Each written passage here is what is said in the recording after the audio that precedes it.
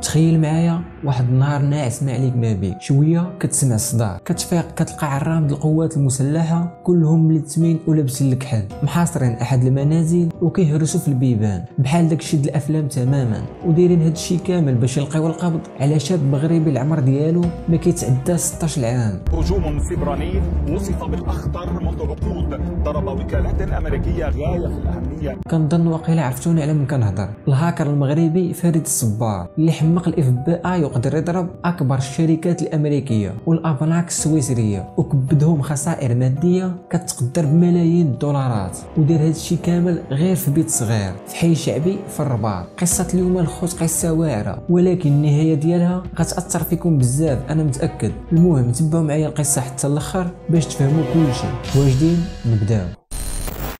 تزاد فريد الصبار عام 1987 في العاصمة الروسية موسكو من أب مغربي وأم روسية. فريد دوز 10 سنوات الأولى من حياته في روسيا، ولكن ملي وصل لعمره 16 عام رجع للمغرب باش يعيش مع بواه بعد ما انفصلوا والديه، وعطات المحكمة الحضانة للأب محمد الصبار. المهم رجعوا للمغرب، وهنا ولات الجدة فريد هي اللي مكلفة بالتربية ديالو. المهم الاب فريد اللي عنده جنسيه روسيه فاش رجعوا للمغرب لقى صعوبه كبيره باش يدخل ولده للمدرسه، الا انه كان كيعرف السفير الروسي وهذا الاخر هو اللي توسط ليه وقدروا يقبلوه في واحد المدرسه خصوصيه. ويقال ان الاب محمد الصبار كان كيخلص مبالغ كبيره على ولده فريد باش يقرا مزيان. المهم بدا فريد الدراسه ديالو، وفريد كان قراي من صغره وكان كلشي كيشهد بالذكاء اللي كيتميز به، الا انه كان معروف بالانعزال ديالو التام على الزنقه، يعني كان من المدرسه للدار ومن الدار للمدرسه، وكانت ديما كتحاول مع جداته باش يخرج زعما يلعب كره مع الدراري في الحومه ولا شي حاجه بحال هكا، ولكن فريد والو ما كانش كيبغي يخرج بالمره. المهم الاب فريد ملي رجع للمغرب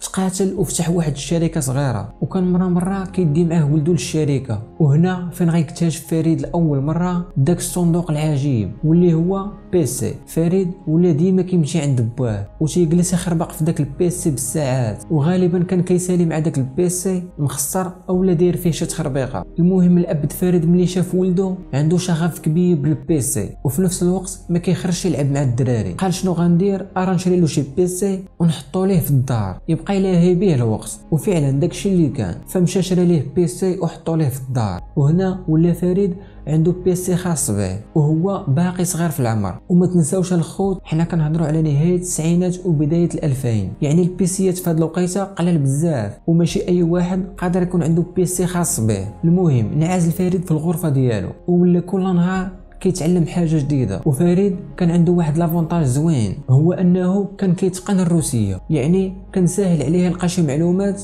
اللي صعيب اي واحد يلقاهم. المهم هو كيكتشف وكيتعلم، اكتشف ما يسمى بالبلاك هات هاكين واللي هو عباره عن قرصنه الهدف او اختراق انظمه الابناك عن طريق سرقه البيانات او خلخله الانظمه ديالها او سرقه المال، على عكس الوايت هات هاكين واللي هو الاختراق النبيل واللي الهدف منه الامن المعلوماتي وسد الثغرات الامنيه. المهم فريد دخل لهذا المجال وما كانش عارف باللي هذا المجال غيقلب ليه حياته راسا على عقب، فهنا تحولت له الغرفه ديالو المتواضعه لقاعده عمليات استهداف عدد من المصالح العامه في الولايات المتحده الامريكيه، وهذه الاخيره اللي كتعتبر من اشد البلدان تحصينا من هذه الناحيه. واول عمليه اختراق غيديرها فريد كانت هي سرقه مبالغ ماليه من ويستر يونيو. ومن الذكاء فريد هو انه ملي اكتشف ديك الثغره ما كانش كياخذ مبالغ ماليه كبيره، فكان كيضرب مبالغ صغيره نسبيا بحال 8000 درهم 5000 درهم. ومورا هذا الشيء وبفضل اتقان اللغه الروسيه قدر فريد انه يكون علاقات مع هاكروس من خلال بعض مواقع الشاط، وهنا ولا كيدخل في رومات مع هاكروس محترفين، فبدا كيتعلم منهم مده طويله زياده على داكشي اللي كان كيعرف. هنا نقدروا نقولوا بلي فريد ولا مجهد بزاف، ولكن ديك المجموعه د الروس اللي كان داخل معاهم ما كانوش تايقين فيه وما كانوش عارفين القدرات الحقيقيه ديالو. داكشي علاش قالوا ليه الا كنتي بصح مجهد ومحترف كنتحداوك تحط اللوغو او الصوره ديال المجموعه ديالنا في شي قناه امريكيه، وهاد القناه الامريكيه تكون مشهوره بزاف. وداكشي اللي كان فريد غيختار قناه CNN، وهاد القناه معروفه بزاف في امريكان، وفعلا قدر فريد انه يخترقها وقطع عليهم البث وحط اللوغو ديال المجموعه ديالو في بث القناه. وهنا كانت الصدمه في الولايات المتحده الامريكيه، كيفاش قناه حكوميه بهذا الحجم تختار تخترق بهذه السهوله. وهنا فين غتدخل الاف بي اي في الخط وغيديروا كاع اللي في جهدهم، بل غتخدم معاها هاكر اخرين باش يعرفوا المكان اللي جات منه هذه الهجمه. ولكن والو، عياو يحاولوا ما قدروش يوصلوا للمكان فريد الصبار. وفريد ما حبش غير هنا، بل تعاون مع واحد الهاكر تركي صاحبه وابتكروا واحد الفيروس خبيث سماوه زوطوم. ومن خلال هذا الفيروس الخبيث قاموا بمهاجمه انظمه، مجموعه من المؤسسات والمواقع الامريكيه واللي على راسها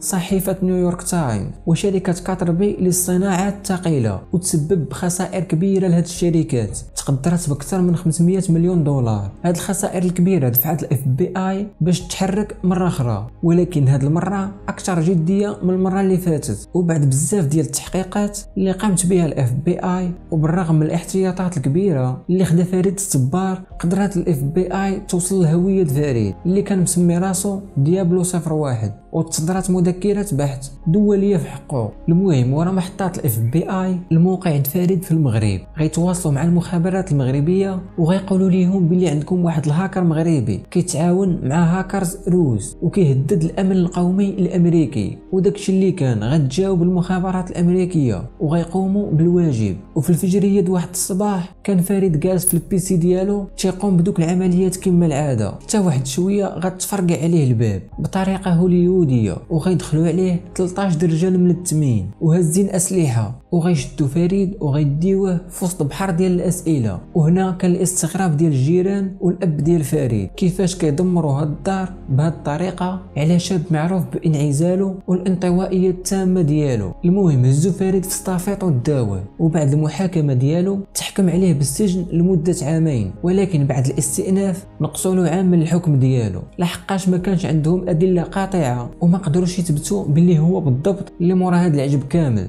المهم فريد دوز داك العام د الحبس، وهكا كانت هذه هي النهايه لهذا العبقري اللي كون استغل المهارات ديالو اولا استغلت السلطات المغربيه المهارات ديالو في شي حاجه زوينه، كان غيكون فريد الصبار شخص ناجح في المجال ديالو. المهم الخوت كانت هذه هي القصه اليوم، نتمنى تكون عجباتكم ونتشوفوا في القصه الجايه. تهلا.